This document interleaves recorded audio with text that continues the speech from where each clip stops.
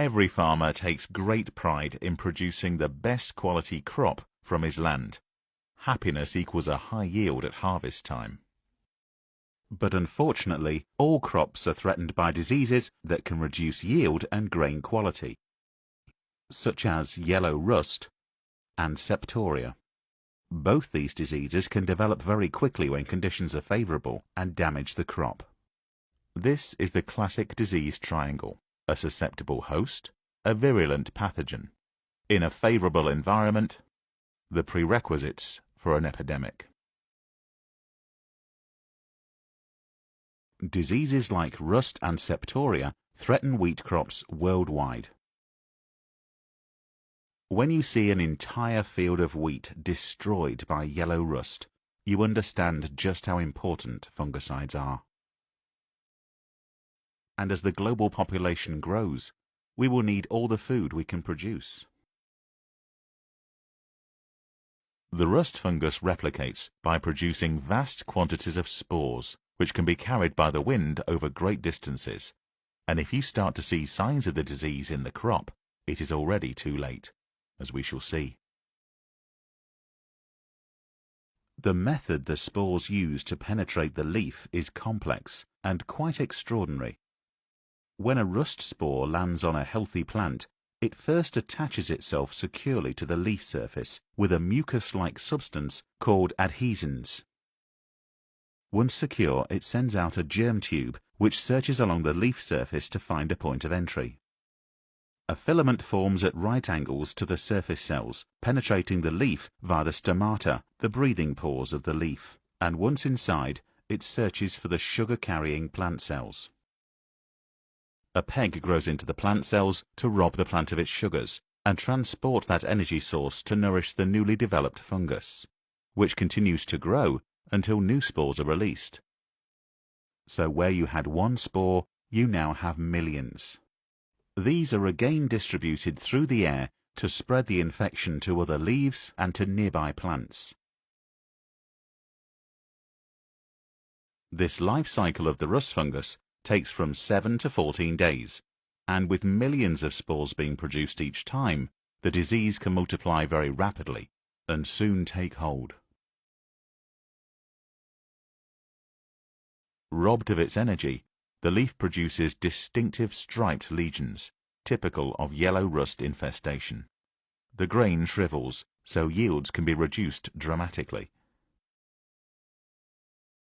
With each cycle, the destructive cloud of spores is spread by the wind, eventually covering large areas, destroying crops and reducing yields.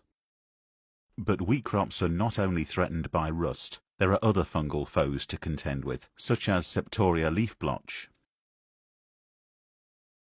This enemy is also spread by infectious spores, but in a different way. This time the spores are spread from leaf to leaf by rain splash. They again stick to the leaf surface, germinate and explore until they find a breathing pore. It grows by stealth between the cells inside the leaf, and once it has a firm foothold, starts to kill the cells.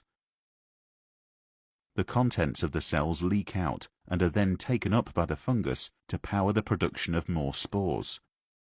This effectively kills the leaf, stopping photosynthesis, producing less sugars to swell the developing grain. So how can the farmer fight back? Well, with fungicides obviously, but timing is key.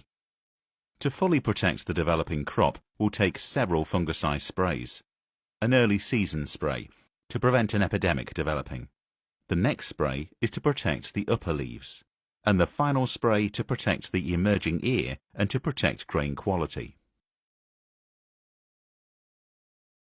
The first and most traditional type is a contact fungicide. This covers the surface of the leaf and prevents the fungal spores from germinating and penetrating the plant. Provided the crop has been sprayed before the spores arrive, it will be protected and will prevent the spore from penetrating the leaf. However, contact fungicides provide no protection against spores that have already adhered and penetrated the plant. The second category of fungicide is translaminar, meaning across the leaf. These penetrate into the plant tissue and so can reach fungal infection that has already taken place. The third category of fungicide is systemic. This is also translaminar, penetrating the plant tissue, but once inside, moves throughout the plant, controlling the disease.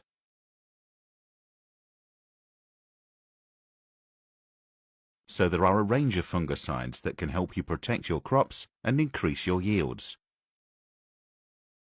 But they need to be used correctly. Think about the disease you are trying to prevent. Use the appropriate fungicide and get the timing right.